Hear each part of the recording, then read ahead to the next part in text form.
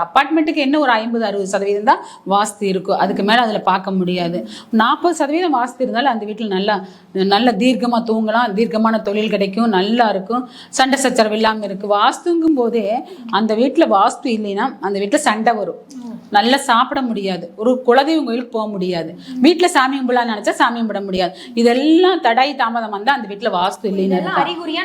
ஆமாம், இது எல்லாமே அறிகுறி தான். நீங்கள் அந்த வீட்டில் அப்போ வாஸ்து இல்லைன்னு அர்த்தம்.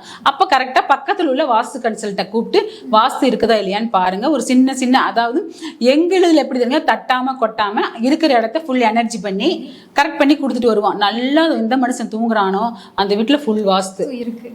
அப்போ அந்த தூங்குறதுக்கு இடம் செட் பண்ணி கொடுத்துட்டு வந்துடுவான். தூங்கி எழுந்திரிச்சாங்கன்னா அவங்களுக்கு ஒன்றுமே இல்லை. நம்ம நல்லா நைட்டு தூங்கி எழுந்திரிச்சா காலையில் ஆஸ் யூசுவல் சுறுசுறுப்பாக வேலை பார்க்கலாம். தூங்காமல் இருந்தால் வேலை பார்க்க முடியுமா? அதனால நல்ல தூக்கம் எந்த வீட்டுல வருதோ அந்த வீட்டுல ஃபுல் வாஸ்து இருக்கு. குறைந்த விலை, நிறைந்த தரம், தங்கள் தேவைகள் அனைத்தும் ஒரே இடத்தில். ஜெயச்சந்திரன்.